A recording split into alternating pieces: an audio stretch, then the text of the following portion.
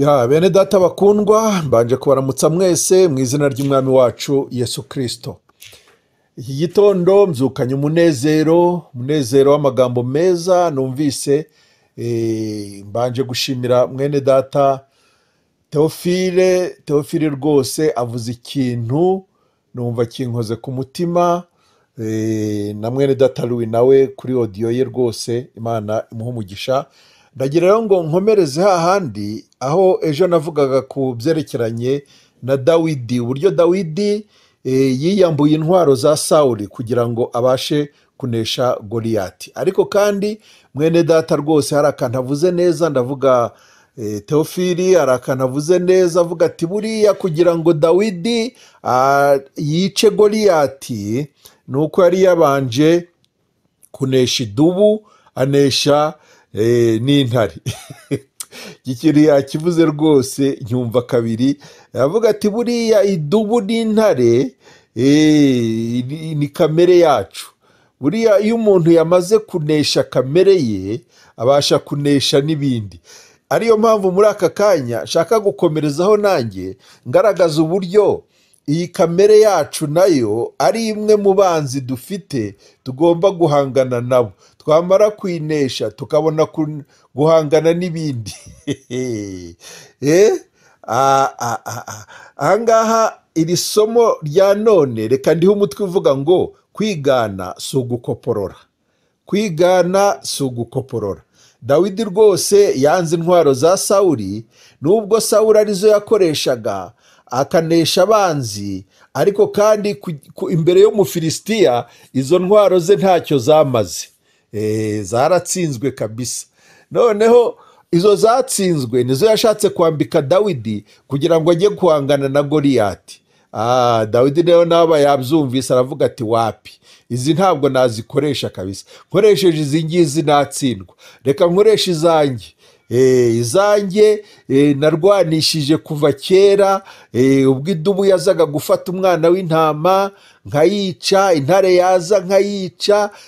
Nagewe ndakoresha intwaro zanjye, ntabwo ndi bukoresha intwaro zawe, kuko nkoresheje izi zawe natsindwa tu, ntabwo nanesha Goliyati. Bakundwa, maze ikiza rero kindi numvise nuko mwene data nyine yasomye iki cyanditswe cyo muri Luka igice cya mbere uhereye ku murongo wa 74 no 75 hagira hati ko nitumara gukizwa amaboko y'abanzi bacu tuzayisenga tudatinya, turabera dukiranuka imbere yayo iminsi yacu yose. Ati ko nitumara gukizwa amaboko y'abanzi bacu tuzayisenga tudatinya, turabera dukiranuka imbere yayo iminsi yacu yose. Mukundwa, ndagira ngo nkubwire yuko hariho uburyo butatu bw'abanzi, cyangwa se hariho abanzi bo buryo butatu. Abanzi bari mu buryo butatu. Noneho umwanzi wa mbere rwose ni kamere yacu, niwe mwanzi wacu wa mbere. Noneho umwanzi wa kabiri akaba umuryango wawe niwe mwanzi wa kabiri. Wa mbere ni kamere yawe, wa kabiri ni umuryango wawe, uwa gatatu uwo nabo hanze. Noneho sasa kandi ko bikurikirana gutyo, uko abo banzi bakurikirana ku rutonde ni nako batandukanye ubukana. Wa mbere ufite ubukana cyane ni kamere yawe, uwa kabiri ni umuryango wawe, uwa gatatu nabo hanze. Kuko buriya wamaze kunesha uri imbere, wa mugani w'umunyarwanda niwe wavuze ngo umuntu yabasha gusiga ikimwirukansa ariko ntiyasiga ikimwirukankamo. Icyo kitwirukankamo, icyo kidutogotamo, kitubiramo, icyo ngicyo nicyo kibi cyane kurenza ikidusakuriza hanze. Ikiza giturutse hanze rwose kiroroshye cyane kurenza ikiturimo. Kamere muntu rero ni akaga. Kamere muntu tumaze kuyinesha, kandi nta nubwo twayinesha twebwe, kuko umuntu utayizi niwe uhangana nayo, ariko dufite aho tuyineshereza cyangwa dufite uyituneshereza. Kamere yacu ubundi nta kindi cyayishobora uretse umusaraba wa Yesu Kristo. Urumva rero ni ukuyibamba, ni ukuyegurira Kristo, kuko niwe wanesheje isi. Uwo wanesheje nawe ubasha kutuneshereza iyo kamere yacu. Rero kugira ngo kamere yacu itsindwe ni uko tuyiexposa, tukayishyira ku musaraba, igakubitwa, ikicwa, ikabambwa, kandi imbaraga z'umusaraba nyine ntabwo zinanirwa. Kutamenya iryo banga, kutamenya aho ubutsinzi bwacu buri, nicyo gituma kamere ihora yidegembya, wa mugani w'Abarundi. Kamere rwose iri mu mudendezo, iri gukora akazi, irahinduranya amasura, irahinduranya amasitrategi, amatekinike. Kamere buriyizi uburyo bwinshi bwo kwiyoberanya. Irakora kugeza ubu, kubera yuko tutaramenya neza ibanga ryo kuyinesha. Ntabwo intsinzi ya kamere iri mu bushobozi bwacu, ntabwo iri mu maboko yacu, ntabwo iri mu butware bwacu. Si ukuyitegeka, ntabwo ari ukwiyiriza cyane ngo noneho ngo kamere ipfe. Uko urushaho kwiyiriza no kwibabaza no kugira ute, ibyo byose kamere ibica hejuru, ikagukina ku mubyimba. Kamere ikagusuzugura, ugatsindwa kandi uvuye mu masengesho y'irindwi. Wiyirije ariko kandi usohokanyemo kamere ifite ubukana kurenza iyo wari ufite. Kubera iki? Kuko nta bundi buryo kamere yacu ibasha kuneshwa uretse gusa kuyegurira wa wundi wanesheje isi, akanesha urupfu na kuzimu. Wone wasize abwiye abigishwa be muri Yohana 16 ku murongo wa 33 avuga ati, ndabizi mu isi mugira imibabaro, ariko nimuhumure, nanesheje isi. Kuba Yesu yaranesheje isi rero, kandi akaba ari kumwe natwe, ubwo natwe nta kabuza tuzanesha. Ariko urumva nyine ko kunesha kwacu gufite aho gushingiye rwose. Ntabwo twishyigikiriza ku bumenyi bwacu, ntabwo twishyigikiriza ku bushobozi dufite, ku butunzi, ku nshuti se. Nta kindi kintu na kimwe twakwiyambaza kugira ngo tuneshe kamere uretse ubuntu bw'Imana gusa, bwa bundi nyine bwabashishije Yesu Kristo kwihanganira imibabaro y'umusaraba, bwa buntu bwamuzuye mu bapfuye, kugira ngo muri we dutsindishirizwe, muri we duhabwe ubugingo, dukiranuke, tubabera n'abaziranenge. Ariko urumva ubwo buntu, ubuntu butuma umunyabyaha yitwa uwera n'umuziranenge, agakiranuka imbere y'Imana, ariko kandi agakiranukira n'abantu ku buryo rwose umushakaho impamvu ukayibura, kubera ubuntu bw'Imana. Ahangaha niho hari ibanga bakundwa. Rero Dawidi kwanga kwambara imyambaro cyangwa se gukoresha intwaro za Sawuli rwose bifite ishingiro, kandi nacyo cyatumye nyine atsinda Goliyati. Ariko kandi nanone reka mbabwire bakundwa, iki ngiki nk'uko nabivuze ntabwo ari ikintu cyo gufata reja, ntabwo ari ubutumwa. Ubu butumwa turi kuvuga ahangaha ntabwo ari ubutumwa bwo gukoporora, ntabwo ari amagambo ushobora gutwara nawe ukagenda ukayavuga. Ibyo ntacyo byamara we, ntacyo byahindura. Yewe kabone naho wakoresha intwaro za Dawidi. Noneho none se si Dawidi wishe Goliyati? Wari wananiranye mu Bisirayeli bose. Noneho ukavuga uti reka nze nanjye sasa kugira ngo nsinde Goliyati umpagaze imbere, nanjye nkoresha intwaro za Dawidi. Noneho ukajyaho ugafata ya mabuye, ugafata wa muhumetso, ugafata inkoni. Dore ko ari byo ngo Dawidi yari yifitiye nk'umushumba, yari afite inkoni, afite uruhago rwe, ashyizemo ayo maburungu, niba ari amaburungu 5. Noneho n'umuhumetso we ibyo nibyo yicishije Goliyati. noneho rero kamere ikakubwira iti buriya uko Dawidi yabigenje nawe reka bari kubigenza, fata inkoni noneho ushake n'uruhago ushyiremo amabuye 5, noneho n'umuhumetso ugende ukubite umufilisitiya wawe. Bakundwa, naho twakoresha intwaro za Dawidi ntacyo zamara, twaneshwa kubera yuko kwigana ntabwo ari ugukoporora. Kwigana si ugukoporora, ahubwo uwo mutima wari muri Dawidi, iryo hishurirwa, ubwo buyobozi bw'umwuka, ukuntu rwose Dawidi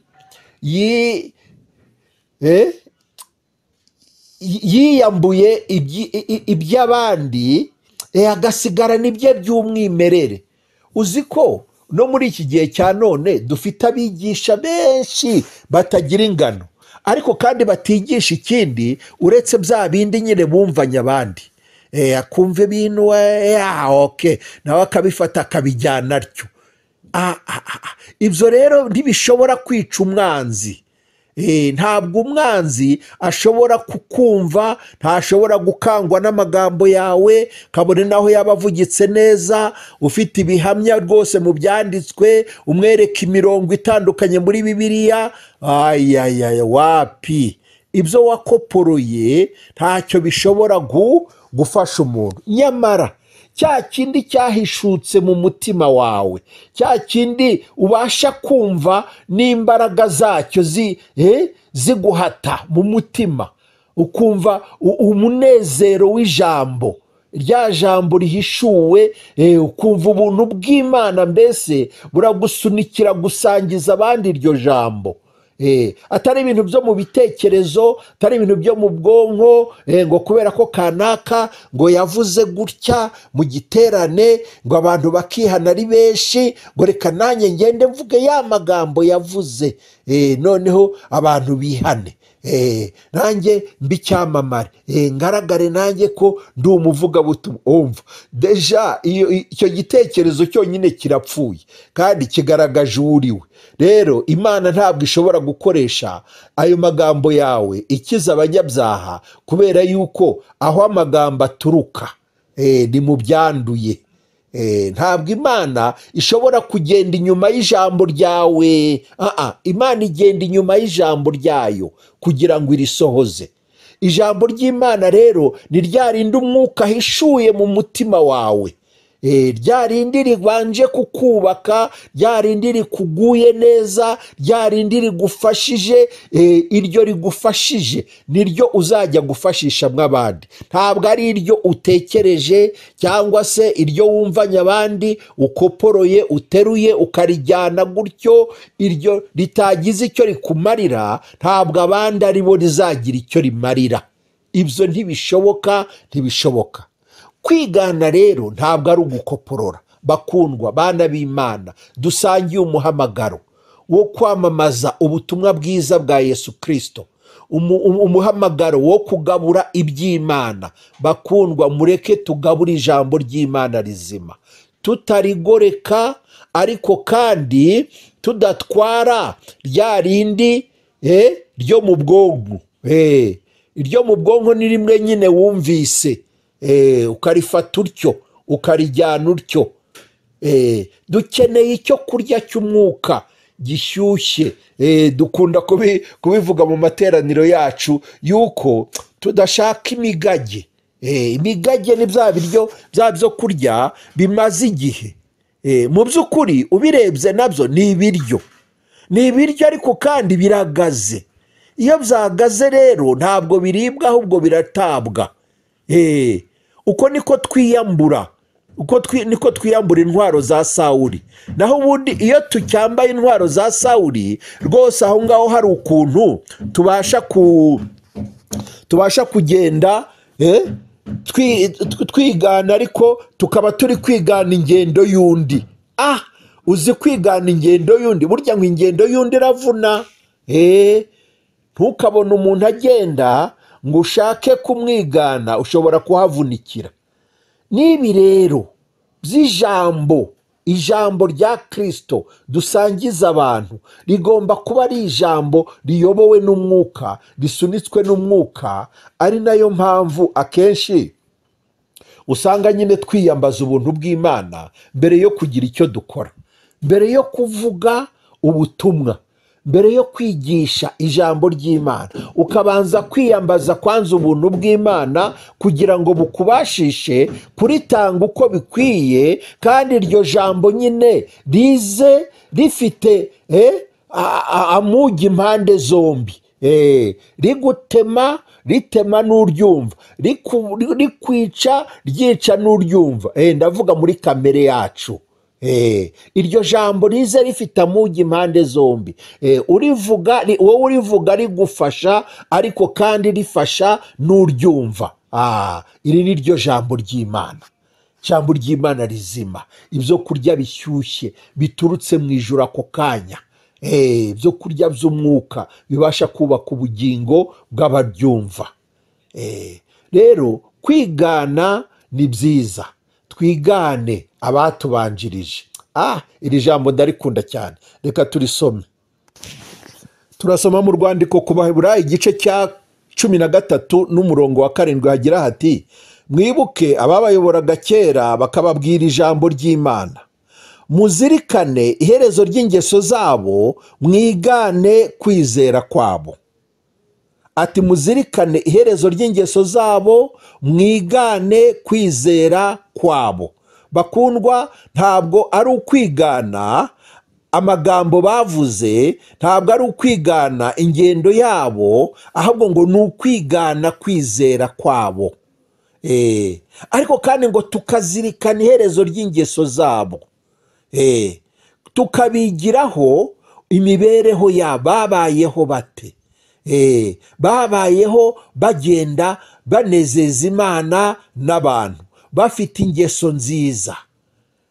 Iherezo ry'ingeso zabo nizo zidukora ku mutima, nizo zidushishikaza, natwe tukavuga tuti icyampa natwe tukarangiza neza.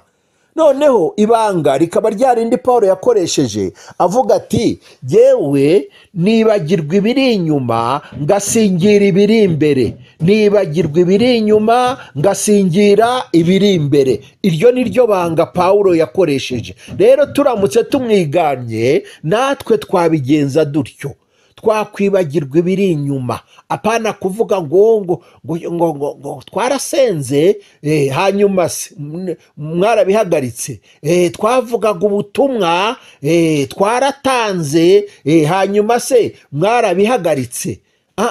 Ibyo twakoze twarabikoze, ahubwo ubu ngubu turakora iki? Twebwe tunasonga mbele,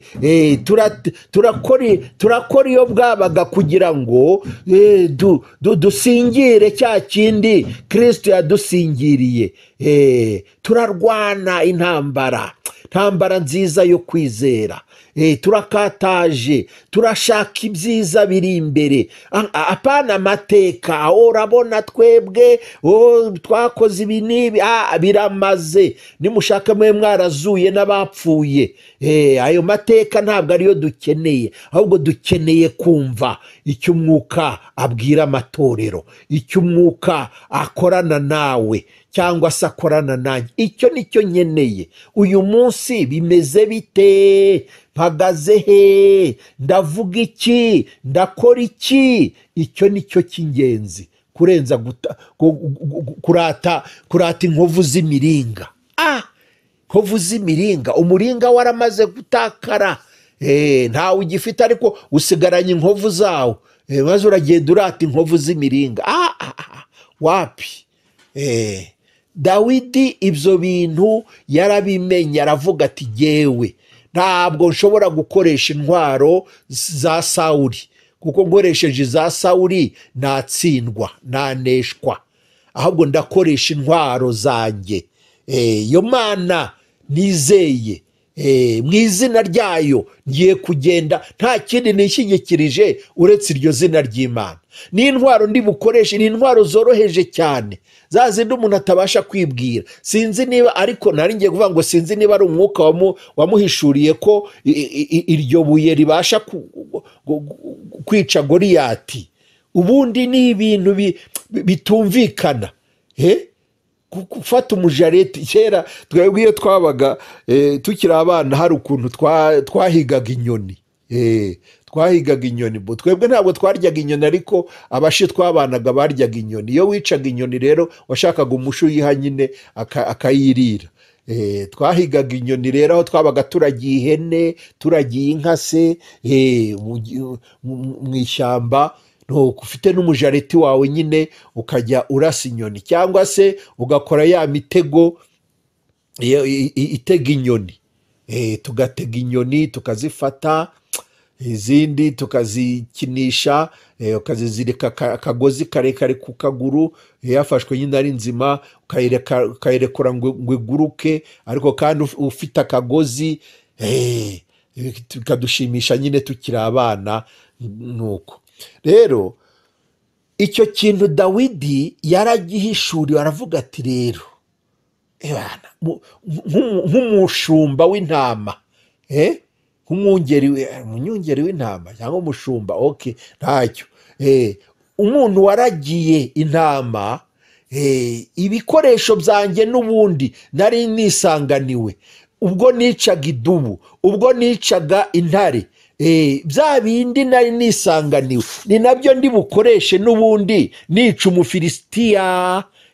Imana yabanye nanjye muri izi ntege zanjye nkeya, muri utu dukoresho twanjye dusuzuguritse. Imana ibasha gukora ibikomeye, n'uriya Mufilisitiya rwose nkamuhangamura.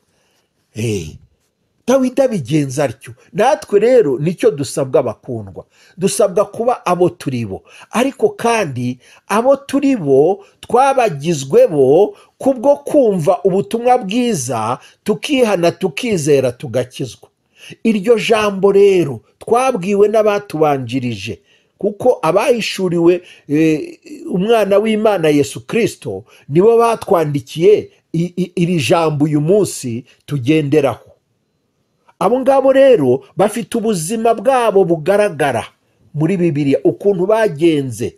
Iherezo ry'ingeso zabo turazizi, dushingiye ku byo bakoze, ku byo banditse. Mbese ijambo ry'Imana ritwereka ukuntu abantu b'Imana babayeho mu gihe cyabo. Natwe rero ikintu tuzirikana ni iherezo ry'inzira ry'ingeso zabo, ariko noneho tukabaho mbese nk'uko bo babayeho. Natwe tukifuza kurangiza urugendo neza nk'uko nabo barurangije. Rwose icyo ni cyo twifuza. Noneho twashaka ibyo kubigana, tukigana kwizera kwabo. Ntabwo intumwa za Yesu Kristo zari za zindi zigendera ku mateka ya kahise. Urabona twebwe kwanza, urabona Yohana na Petero, hari ukuntu ngo bahagurukije ikirema cyo ku irembo ryitwaga Ryiza, ariko ntaho tubona Petero agenda akurikiza ngo ibyo yakoze hariya ngo abe ari byo akora n'aha ngaha. Wapi! Ibyo Pawulo yakoze ntabwo tubona ari byo yishyigikirizaho kugira ngo yongere abikore n'aha ngaha. Reka da! Pawulo yakoze ibitangaza bitagira akagero. Pawulo yazuye utuko yahanutse muri etaje, ayikubita hasi, ava mu mwuka, ariko Pawulo amanutse aragenda aramusengera, aramuhagurutsa, utuko aba muzima. Uyu Pawulo rero wakoze ibitangaza bitagira ingero, kimwe na Petero ngo wanyuraga, ngo igicucu cye cyakoraga ku murwayi, ngo barambikaga abarwayi ku nzira aho Petero ari bunyure, ngo igicucu cye cyakora ku murwayi agakira. Pawulo ngo bamukozagaho igitambaro bakajya kugikoza ku murwayi, umurwayi agakira. Urumva ibitangaza Imana yakoresheje bene data. Ariko ndababwiza ukuri bakundwa, ntabwo bigeze bishyigikiriza ibyo bakoreshejwe n'Imana mu gihe cyashize, kuko iyo babigenza batyo ntacyo byari gutanga. Kandi ikimenyimenyi ni uko Pawulo ubwe atigeze yisengera ngo igishakwe cye kimuveho. Reka da, igishakwe cya Pawulo cyamugumyeho, nubwo ngo yasenze inshuro 3 yinginga Imana, ariko Imana iramubwira iti ubuntu bwanjye buraguhagije. Yewe na mugenzi we, muvugabutumwa mugenzi we, mwene se, bakoranaga umurimo w'Imana witwa Epafrodito. Uyu Epafrodito ngo yararwaye yenda gupfa, ariko ntabwo Pawulo yigeze yitwaza ngo ibitangaza yakoze ngo abikore no kuri Epafrodito. Ntabwo yigeze yitwaza ibyo bitangaza yakoze ngo abikore no kuri Timoteo wari ufite uburwayi bwo mu nda, ahubwo akamugira inama yo kunywa ka vino gake kubw'impamvu z'ubwo burwayi bwe, guhora rwaragurika. Iyaba ikigenge cya none cy'umuvugabutumwa wa none cyari kwirukana mu izina rya Yesu dayimoni w'uburwayi, mu izina rya Yesu ndakwamaganye, ugasanga umuntu ateye waraza kandi nta n'ikintu gikoretse. Ariko Imana ishimwe, kubera yuko ijambo ryayo ryandikishijwe kugira ngo twebwe uyu munsi nitwumva iryo jambo ry'Imana, tuzirikane iherezo ry'ubuzima cyangwa se ry'ingeso z'abaduhaye iryo jambo cyangwa abatugejejeho ubwo butumwa, maze twigane kwizera kwabo. Ni abantu bagendanaga n'Imana umunsi ku wundi. Kandi rero natwe nidushaka kugendana n'Imana umunsi ku wundi, ndababwiza ukuri, ibibazo bizaba bikemutse nta ntambara zindi tuzongera guhura nazo. Buri iki twica ni ugushaka kubaho mu buryo bw'akamenyero, kumenyera Imana, ukamenyera ijambo ry'Imana. None se sindivuga, none se sinigisha. Urigisha se bimariye iki abakumva? Ibyo wigishije byakumariye iki wowe? Erega ikitagize icyo kikumarira nta wundi cyagira icyo kimarira. Iri jambo mujye muhora murizirikana. Ikitaragize icyo kikumarira nta wundi cyagira icyo kimarira. Rero aba banzi batatu nababwiraga ko ufite ubukana ari kamere. Niyo mpamvu ntinze aha ngaha cyane. Kamere yacu niyo ifite ubukana cyane muri aba banzi uko ari batatu. Undi mwanzi rero ngo ni umuryango wacu. Kandi koko uhagurukiwe n'abo mu muryango wawe, ndakubwiza ukuri, naho waba uvuga ubutumwa nka Pawulo, naho waba ukora ibitangaza nkawe, ndakubwiza ukuri, ntabwo ushobora kugera kure wahagurukiwe n'umuryango wawe. Ariko kandi ngo ibuye ryagaragaye ntabwo riba rikisha isuka. Imana ishimwe, kubera yuko ibi byose nabyo hari ukuntu ijambo ry'Imana ryagiye risa naho riducira amarenga cyangwa ribitubwira mbere y'igihe. Utarageraho wumva neza icyo ijambo ry'Imana rivuga, ni ukuri ushobora kuba uri umukozi w'Imana, wahura n'ikigeragezo cyabo mu rugo rwawe, ukaba wareka n'umurimo w'Imana ukavuga uti wapi, ubundi se ndakora iki ngo bigende bite? Ariko umaze kumenya neza icyo ijambo ry'Imana rivuga, umenya uko ubyitwaramo.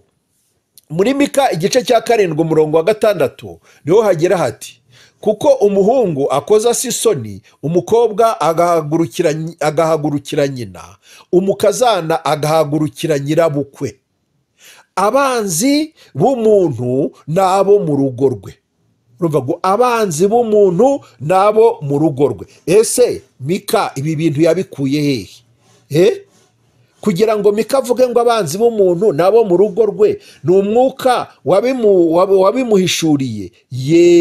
Erega ngo aba bahanuzi bose ba kera, ibyo bahanuraga byose ngo bahanuraga bashorewe n'umwuka wa Kristo wari ubarimo. Reka rero nkwereke ikimenyimenyi, kuko Yesu Kristo nawe yaje agusha mu rya Mika muri Matayo igice cya 10 umurongo wa 35 n'uwa 36. Aragira ati, kuko naje gutanya umwana na se, umukobwa na nyina, umukazana na nyirabukwe. Abanzi b'umuntu bazaba abo mu rugo rwe. abanzi b'umuntu bazaba abo mu rugo rwe. Nongeye kugusomera iki cyanditswe cyo muri Mika, wumva uburyo gihura neza n'aya magambo Yesu Kristo yavuze muri Matayo igice cya 10. Mika 7:6, kuko umuhungu akoza se isoni, umukobwa agahagurukira nyina, umukazana agahagurukira nyirabukwe. Abanzi b'umuntu nabo mu rugo rwe. Uwo ni Mika. Naho Yesu akagira ati, kuko naje gutanya umwana na se, umukobwa na nyina, umukazana na nyirabukwe. Uko niko Yesu we yabivuze. Mbese umuhungu azahagurukira se, umukobwa ahagurukire nyina, umukazana ahagurukire nyirabukwe. Kubera iki? Ko Yesu yaje kubatanya. Ahangaha uraza kubyumva neza, ntubitware nk'abayisilamu bavuga ko ni Yesu nyine ari gatanyamiryango, nyamara ari gahuza miryango. Yesu ati, kuko naje gutanya umwana na se, umukobwa na nyina, umukazana na nyirabukwe, abanzi b'umuntu bazaba abo mu rugo rwe. Abanzi b'umuntu bazaba abo mu rugo rwe. Bakundwa, ndababwiza ukuri, abanzi nta kindi baberaho, cyangwa se abavandimwe nako, abavandimwe nta kindi cyatuma bahinduka abanzi uretse ko umwanzi nyine yabacengeramo rwose. Umwanzi yamaze kwinjira mu muryango, kandi igituma yinjira mu muryango aba afite nyine icyo agamije. Niba umwe mu muryango yakiriye ubutumwa bwiza, akakira agakiza, urumva ko uyu nguyu yagiye kubaho ubuzima butandukanye n'ubwo abandi babayeho. Umwanzi rero agomba kwinjira muri ba bandi kugira ngo bamurwanye, umwanzi arebe ko yacika intege, noneho akagarukira umuryango. Ubundi bari basanzwe babana neza kuko basangiraga agacupa, bakaba abantu nyine biberaho mu rwenya, bavuga abandi. Hari imiryango rwose isa naho itunzwe n'amazimwe. Wamenya agakuru yakazana, ugasanga niwo munezero w'abari mu rugo. Bishimiye kumva igihuha, bishimiye kumva amazimwe. Agacupa kaza bakagasangira, mbese bibereyeho mu buzima bwabo nyine bahuriyeho. Ariko noneho reka Yesu yinjire muri umwe muri bo.